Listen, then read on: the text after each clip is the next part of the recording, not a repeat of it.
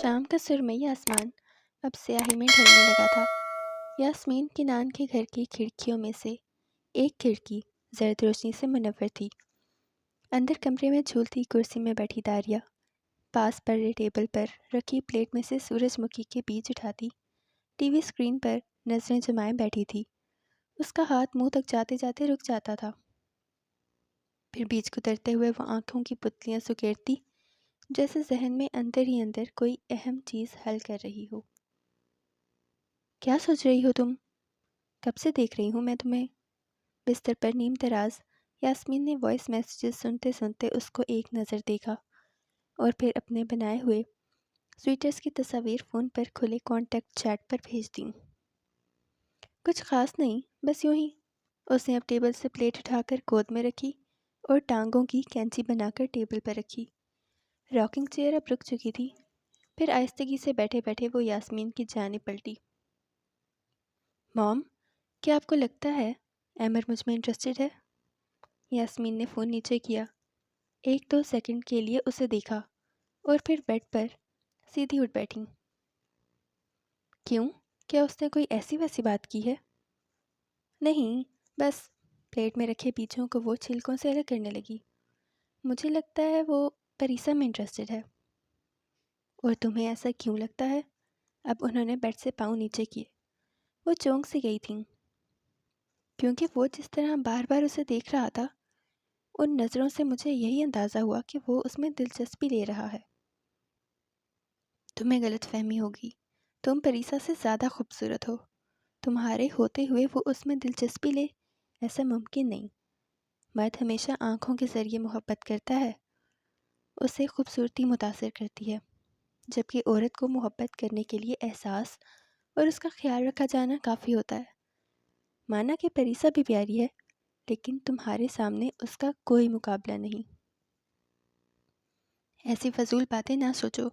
کانوں میں پڑتی یاسمین کی آواز پر اس نے مسکرا کر سر اس بات میں ہلایا۔ اس کی پریشانی ہوا ہو چکی تھی، اب اس کی توجہ پوری طرح ٹی وی کی جانب تھی، جبکہ اس کے عقب میں بیٹھی یاسمین کے ذہن میں نئے خدشات سر اٹھانے لگے۔ کھڑکی کے اس پار پھولوں اور گیلی مٹی کی مہک میں لپٹا کاٹیج اپنے برسوں پرانے مالک کے بدلے جانے پر افسردہ دکھائی دیتا تھا۔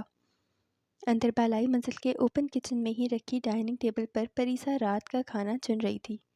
اس کے ایپرن پر جا بجا تیل کے دھبے تھے۔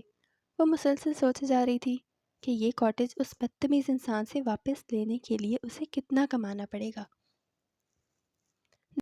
دفتن بریڈ اور کوفتوں کی پلیٹ ٹیبل پر رکھ کر اس نے کرسی پر بیٹھ کر گردن کھڑی کی اور باہر لیونگ روم میں جیسے شمس الدین کو تلاشا۔ دیدا، کھانا کھانے آ جائیں، سب ریڈی ہے۔ بھوک سے پیٹ میں دوڑتے چوہے اسے مزید انتظار کرنے سے روک رہے تھے۔ کوئی آواز نہ پا کر اس نے دوبارہ دیدا کو پکارنے کے لیے لب کھولے ہی تھے کہ وہ اپنے کمرے سے باہر آتے دکھائی دیے۔ انہیں باہر جانے کے لیے تیار دیکھ کر وہ کرسی سے اٹھ کھڑی ہوئی۔ اس کی آنکھوں میں الجھن اتر آئی۔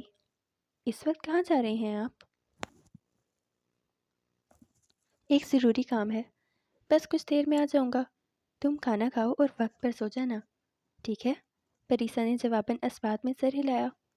اور ہاں، شہر کے حالات ٹھیک نہیں ہیں، اس لیے کل سے باہر نکلنا ہو تو اپنی دوست کے ساتھ نکلنا۔ میں آ کر اپنے لیے کھانا گرم کر لوں گا۔ اب وہ سیڑھیوں کی طرف بڑھ گئے۔ ان کو دیکھتی وہ کچن کاؤنٹر سے فون اٹھا کر اسی کرسی پر واپس آ بیٹھی۔ شہر کے حالات کب سے بگڑ گئے؟ سب ٹھیک ہی تو ہے۔ کندھے اچکا کر وہ اپنی پلیٹ میں کھانا نکالنے لگی۔ اس نے انسٹاگرام کھولا اور آج کی پھولوں کے بکے والی تصاویر وہاں اپلوڈ کرنے لگی۔ دفتن اس کا اسکرین پر چلتا ہاتھ رکا، دوسرے ہاتھ میں تھامے چمچ کو منہ تک لے جاتے وہیں پر روک دیا۔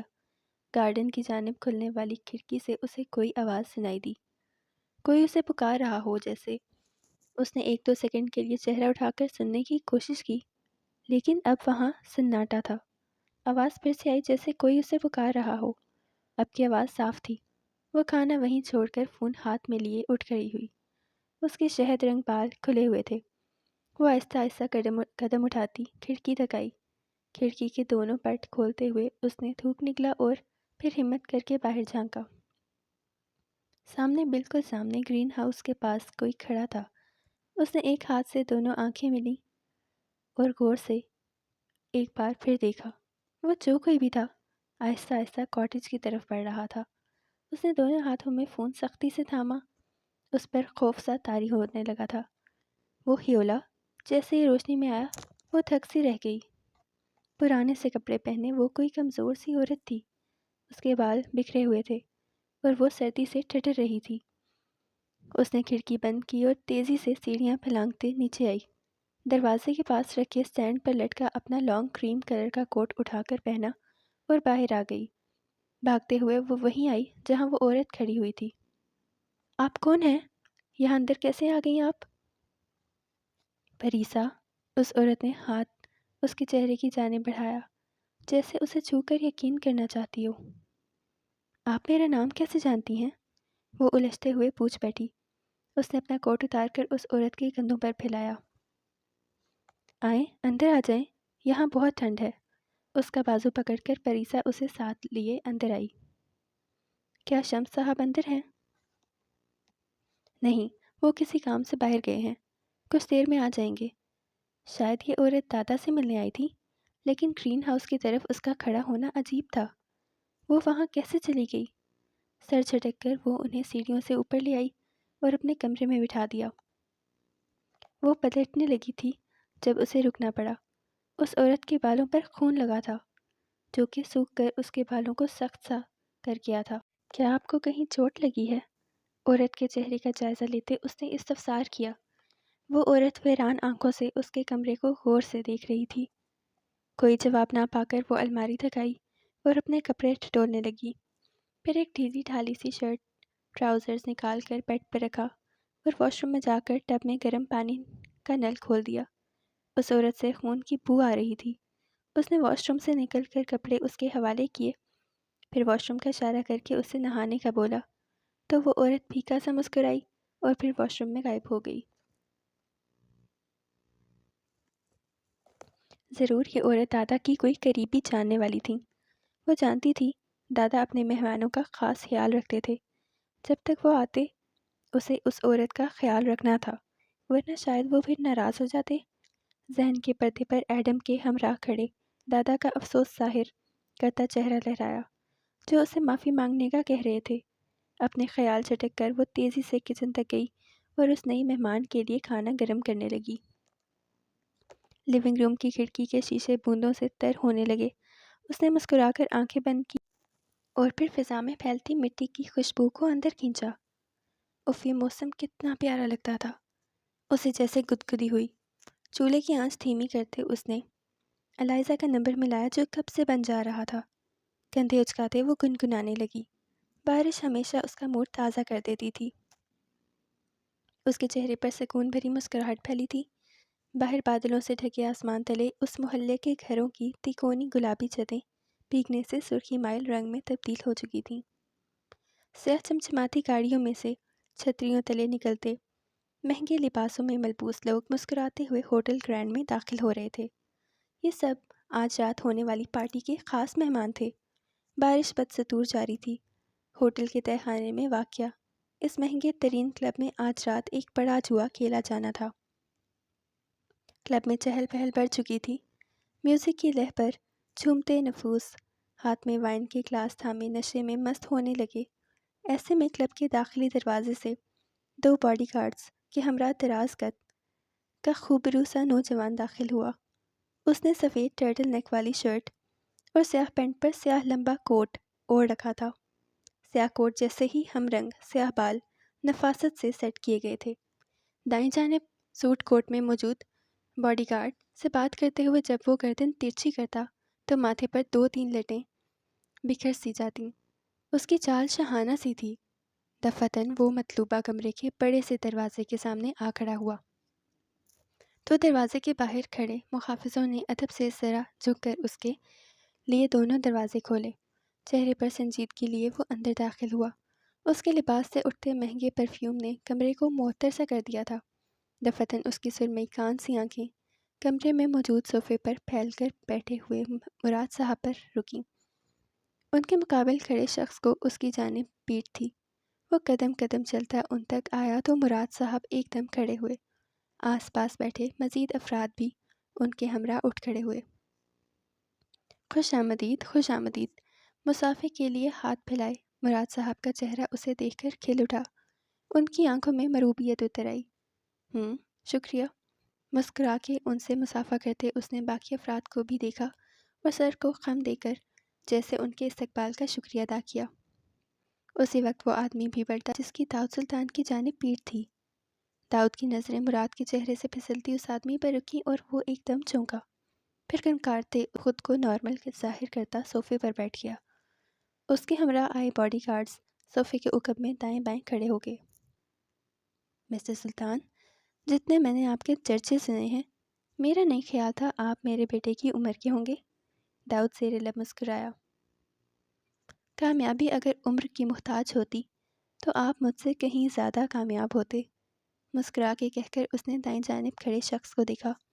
اس کی نظریں بار بار پاس کھڑے اس ادھیڑ عمر آدمی کی جانب اٹھ رہی تھیں۔ 100% درست کہا۔ پھر دور کھڑے کسی ماتحت کو اشارہ کیا۔ اسے دوسرے کمرے میں لے جاؤ، وہیں بات کرتا ہوں میں۔ سلطان صاحب، آپ برا نہ مانیں تو میں ذرا ایک ضروری بات نپٹا کر آتا ہوں، بس 1-2 منٹ لگیں گے۔ کوئی بات نہیں، آپ جائیے۔ اس بات میں سر کو خم دیتے اس نے کوٹ کی جیب سے فون نکالا اور اس میں مگن دکھائی دینے لگا۔ آس پاس بیٹھے افراد اس کی بے نیازی دیکھ کر ایک دوسرے کو دیکھ کر رہ گئے۔ دفعتاً اس کے کان میں موجود آلے میں مراد کی آواز گونجی۔ وہ نہیں جانتے تھے کہ ان کا معزز مہمان مسافے کے وقت ان کی آستین پر تقریباً نہ نظر آنے والے چپ چپکا گیا تھا۔ شمس الدین، تم نے جس چالاکی سے مجھے اندھیرے میں رکھ کر یہ کاٹیج بیچا ہے، اس کے نتائج تمہیں بڑے مہنگے پڑیں گے۔ کسی دوسرے کی چیز کو ایسے زبردستی لینا قانوناً جرم ہے۔ تم مجھے کسی ایسی چیز کو دینے کے لیے مجبور نہیں کر سکتے جو میری ہو۔ اس شخص کی غصے سے کانپتی آواز ایئر پیس میں ابھری۔ اس نے فون میں اپنی نیوز کی ہیڈ لائنز ایسے اوپر کیں جیسے وہ پوری توجہ سے انہیں پڑھ رہا ہو۔ قانوناً تو بہت ساری چیزیں جرم ہیں، جیسے منی لانڈرنگ کرنا، ڈرگ ڈیلرز کو مہمان بنانا، اور مجبور تو میں تمہیں کر سکتا ہوں۔ تمہاری پوتی نے جو سوپ بنایا تھا وہ واقعی میں بہت لذیذ تھا، کیوں نہ اسے یہاں بطور شیف رکھ لیا جائے؟ میری پوتی کا نام اپنی گندی زبان سے مت لینا، وہ تقریباً چلاتے ہوئے مراد کی جانب لپکے، جب ان کے کسی ماتحت نے انہیں پیچھے دھکیلا۔ اس کو بیچ میں لانے کی ضرورت نہیں، ان کی آواز غم و غصے سے کپ کپا رہی تھی۔ داؤد سلطان نے کلائی پر بندی کڑی دیکھی، پھر گردن گھما کر چاروں اور دیکھا۔ وہاں معمول کے مطابق چہل پہل تھی۔ کچھ لوگ پلٹ پلٹ کر اسے دیکھ رہے تھے۔ تم اپنی ضد پر اڑے رہو گے تو میں بھی اپنے طریقے سے کام کروں گا۔ تمہارے پاس 2 دن ہیں، 2 دن کے اندر اندر اس لڑکے سے کاٹیج لو اور میرے حوالے کر دو، منہ مانگی رقم مل جائے گی۔ لیکن اگر ایسا نہیں ہوا تو تم زمین کھود ڈالو گے، لیکن تمہیں پریسا کہیں نہیں دکھے گی۔ بےہودہ انسان، تمہیں شرم نہیں آتی؟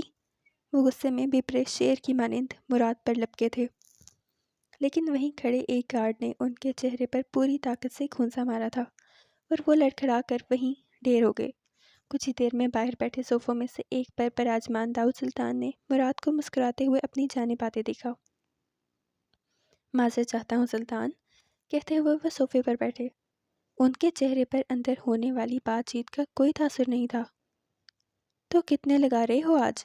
ٹیبل پر رکھے گلاس میں سے ایک میں انہوں نے جامنی رنگ کا مشروب انڈیلا۔ زیادہ نہیں، بس 150، اس نے صوفے کی پشت پر ٹیک لگاتے ہوئے کہا۔ مراد صاحب کے گلاس تھامتے ہاتھ رکے۔ 150,000؟ حیران ہو کر انہوں نے پوچھا تو اس نے ذرا ہنس کر نفی میں سر ہلایا، پھر سیدھا ہوتے ہوئے ان کی جانب ہلکا سا جھکا۔ مراد صاحب، اتنے سستے جوئے نہیں کھیلتا میں۔ پاس رکھی میز پر اس کے سامنے انواع اقسام کے کھانے چنے گئے تھے۔ اس نے کانٹے اٹھا کر اس میں چند فروٹس پھنسائے اور انہیں منہ میں ڈالا۔ تمہارا مطلب؟ وہ حیرت اور خوشی کے ملے جلے تاثرات میں جوش سے صوفے پر اس کی جانب آگے ہوئے۔ تمہارا مطلب کہ 150 ملین؟ اس بات میں سر ہلاتے ہوئے اس نے ان کی بات مکمل کی۔ ارد گرد صوفوں پر بیٹھے افراد منہ کھولے اسے دیکھنے لگے۔ مراد کا منہ مارے حیرت کے مزید کھل گیا۔ 150 ملین! کیا یہ اپنی جائیداد لٹانے آیا ہے؟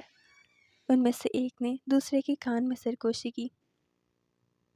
ویسے مراد صاحب، میں نے سنا ہے کہ جوئے میں بڑے بڑے تیسمار خان آپ کے سامنے نہیں ٹکتے، اسی وجہ سے میں نے آپ کی دعوت قبول کی۔ یہ 150 ملین آپ کی مہارت کی بنا پر لگا رہا ہوں۔ مراد اس کی بات پر کھل کر ہنسا۔ آج کا دن واقعی ان کے لیے خوش قسمتی لے کر آیا تھا۔ گھر سے نکلتے وقت جتنا ان کا موڈ آف تھا، اس وقت اس سے کہیں زیادہ ٹھیک ہو گیا تھا۔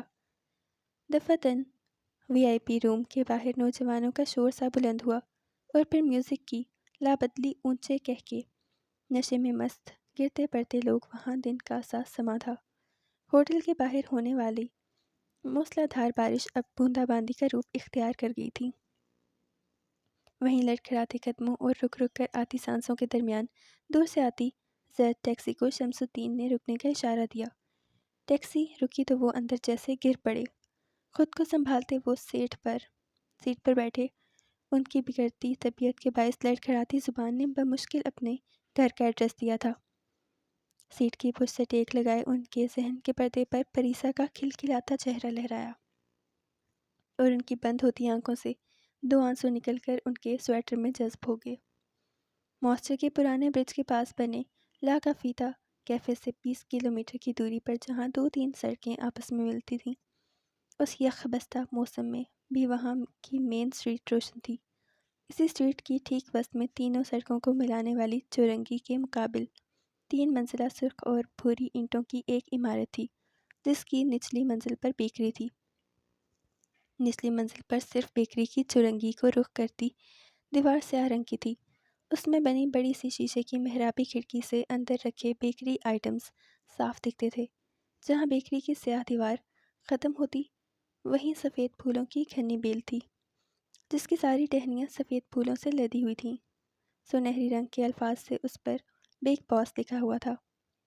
اوپر کی 2 بالائی منزلوں کی دیواریں وہیں بھوری اور سرخ رنگ کی تھیں جس پر بنی تینوں کھڑکیوں کے فریم سفید تھے۔ انہی میں سے ایک کھڑکی کے شیشے سے اندر جھانکو تو ایک لڑکی قالین پر الماری سے ٹیک لگائے نیم دراز تھی۔ کمرے میں اندھیرا تھا، بیڈ خالی تھا، لیکن یہ جگہ اس کی تھکن دور کرتی تھی۔ اکثر وہ اپنی تھکن کی وجہ سے بے خبر ہوتی، جو بس محسوس ہوتی اور ہمیشہ ہوتی تھی۔ اسے کچھ ہی دیر میں نیچے جا کر کسٹمر سنبھالنے تھے جو اس موسم میں ان کی بیکری کبھی بند نہیں ہونے دیتے تھے۔ اس وقت ان کسٹمرز کو اس کی موم سنبھال رہی تھیں۔ اس لڑکی کا چہرہ فون کی روشنی میں چمک رہا تھا۔ یہ ساری لڑکیاں اتنی خوبصورت کیوں ہیں؟ اس نے لیٹے لیٹے پیروں کو زمین پر مارا۔ اسکرین پر کسی خوبصورت لڑکی کی پوسٹس کو اوپر نیچے کرتے وہ روحان سی ہوئی۔ پھر اٹھی اور کمرے کا بلب جلایا۔ کمرہ ایک دم سفید روشنی میں نہا گیا۔ وہ کمرے میں ایک طرف موجود ڈریسنگ ٹیبل کے قریب آئی، پھر ہر زاویے سے خود کو دیکھنے لگی۔ خود سے نظریں ہٹا کر اس نے فون آنکھوں کے سامنے کیا، اسکرین پر موجود اس خوبصورت لڑکی دیکھا اور پھر دوبارہ خود کو، جیسے اپنا اس سے مقابلہ کر رہی ہو۔ بچوں کی طرح تقریباً رونے والے انداز میں اس نے پیر پٹکے اور اترا ہوا چہرہ لیے بیڈ پر ٹھہر سی گئی۔ اب اسکرین پیچھے کرتے اس نے برا کا نام سرچ بار پر ٹائپ کیا اور پھر اس کی ID کھولی۔ اس کی تصاویر سے بھری پوسٹ پر ہزاروں لائکس تھے۔ ایک پوسٹ پر کلک کرتے وہ آنکھوں میں اپنائیت لیے اسے زوم کرنے لگی۔ پھر میسج کے آپشن پر کلک کر کے اس نے فون سینے پر رکھا اور کمرے کی چھت کو دیکھتے ہوئے سوچنے لگی کہ اسے کیا میسج بھیجنا چاہیے۔ تمہاری پکچرز بہت پیاری ہیں، مجھے بہت پسند آئیں۔ ہاں یہ ٹھیک ہے۔ فون اٹھا کر اس نے میسج ٹائپ کیا۔ بھیجنے ہی لگی تھی پر رکی۔ نہیں، یہ ایسے لگ رہا ہے جیسے میں اس سے بہت متاثر ہوں۔ میسج مٹانے ہی لگی تھی کہ اس کی موم بادل نخواستہ پورا دروازہ کھول کے اندر داخل ہوئی۔ مجال ہے جو تھوڑی سی شرم کر کے تم نیچے آ کر میری مدد کر دو۔ ایک ہم تھے کبھی اپنی ماں کو خود پانی پینے نہیں دیتے تھے۔ مجال ہے جو تھوڑی سی شرم کر کے تم نیچے آ کے میری مدد کر دو۔ ایک ہم تھے کبھی اپنی ماں کو خود پانی پینے نہیں دیا تھا، اور ایک آج کل کی نالائق اولاد ہے جنہیں صرف اس ڈبے میں گھسنا آتا ہے۔ فون اس سے چھین کر انہوں نے دیکھا۔ اف، اتنی تیز روشنی، اندھا ہونا ہے تم نے؟ انہوں نے آنکھیں مینچی۔ الائزہ کا سارا خون جیسے ان کے فون کی طرف دیکھنے پر نچڑ گیا۔ وہ ان سے اپنا فون لینے کو لپکی، لیکن انہوں نے بنا دیکھے اسے آف کرتے ہوئے اپنے ایپرن کی جیب میں ڈال دیا۔ موم ایسے فون نہیں چھینتے، آپ کو معلوم ہے کتنا اہم کام کر رہی تھی میں۔ ایک بچے کی ویکلی رپورٹ سینڈ کر رہی تھی، کوئی غلط رپورٹ سینڈ کر دی تو؟ ان کے فون کو نہ دیکھنے پر اس کی سانس بحال ہوئی اور فوراً اس نے ایک نیا جھوٹ گھڑا۔ دن رات فون میں لگی رہو گی تو یہی ہوگا۔ 1 منٹ میں نیچے آؤ ورنہ تمہارے پاپا کو کال کر کے بتاؤں گی کہ تم نے کیسے مجھے ماسی سمجھ لیا ہے۔ سارا الزام حسب عادت اس کے فون کو دیتے ہوئے انہوں نے اسے وارن کیا۔ وہ پیر گھسیٹتے ان کے پیچھے پیچھے آئی۔ اچھا، میرا فون تو واپس کریں، منہ بگاڑتے ہوئے اب وہ سست روی سے سیڑھیاں اترتے اترتے وہیں بیٹھ گئی اور پیر وہیں پسار لیے۔ پھر دوست نے پیچھے مڑ کر اپنی نکمی اولاد کو دیکھا جو بمطابق دوسروں کے کافی باصلاحیت تھی۔ تم آؤ گی یا بالوں سے گھسیٹ کر تمہیں نیچے لاؤں؟ ان کی آنکھیں ڈراؤنے انداز میں پھیلی۔ الائزہ نے اپنے گھنگریالے بالوں پر ہاتھ پھیرتے یکلخت اس خوبصورت انسٹاگرامر لڑکی کے بارے میں سوچا اور پھر ایک ٹھنڈی آہ بھری، کہیں وہ ان بالوں سے بھی ہاتھ نہ دھو ڈالے۔ اٹھ کر وہ سرے سے نیچے بیکری میں آئی۔ وہاں اب بھی کچھ کسٹمرز بچے تھے۔ وہ منہ بناتے پلاسٹک کے دستانے پہننے لگی، یہ جانے بغیر کہ اس کا میسج براق کے پاس پہنچ چکا تھا۔ نہ صرف پہنچ چکا تھا بلکہ اس کا جوابی پیغام بھی آ چکا تھا۔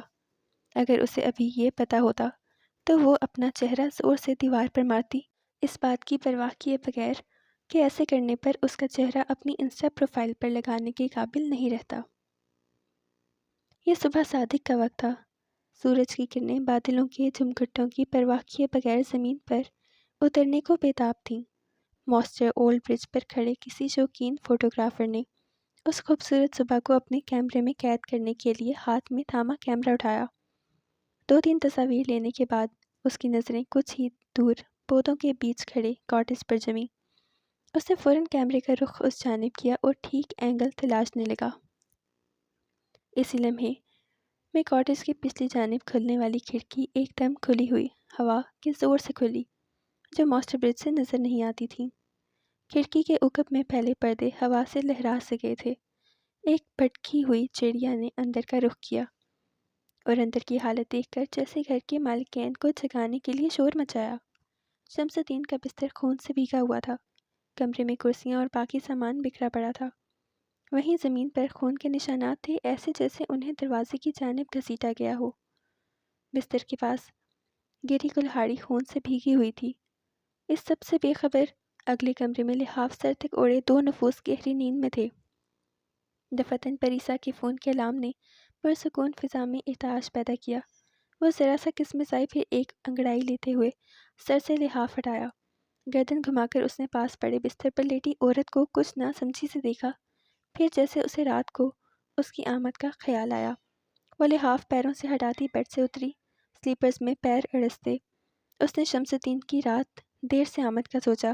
اس نے گھڑی دیکھی، وہ اب تک اٹھ چکے ہوں گے۔ سوچتے ہوئے وہ بال کیچر میں سمیٹتی کمرے سے باہر آئی۔ جمائے لیتے وہ دیدہ کہ کمرے کی جانب بڑھی جس کا دروازہ کھلا ہوا تھا۔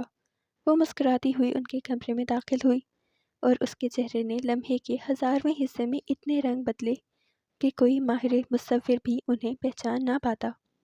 دیدہ، وہ لرزی، منہ پر دونوں ہاتھ رکھتے اس کی آنکھیں ویرانی اور خوف کے ملے جلے تاثر سے پھٹ پڑیں، فرش پر تقریباً گرتے اور سینے کو تھامتے جیسے اس نے اپنے دل کے 1000 ٹکڑے ہوتے محسوس کیے۔ دیدہ، اب کی بار اس کی دل دوز چیخ نے گہری نیند میں سوئے پورے شہر معاشرے کو تہس نہس کر ڈالا، ایسے کہ کوئی اس کی عمارتیں پھر نہ اٹھا پاتا۔ یہاں پہ ہمارا جو چیپٹر 2 ہے وہ اینڈ ہوتا ہے، تو انشاءاللہ اب نیکسٹ آئے گی ایپیسوڈ 3، یعنی کہ جو چیپٹر 3 ہے۔ میں امید کرتی ہوں آپ کو اچھا لگ رہا ہوگا، and if you are liking it تو سبسکرائب کر لیجیے گا، like, comment and share with your friends and family. مجھے اپنی دعاؤں میں یاد رکھیں، ہنستے رہیے، مسکراتے رہیے، اللہ حافظ۔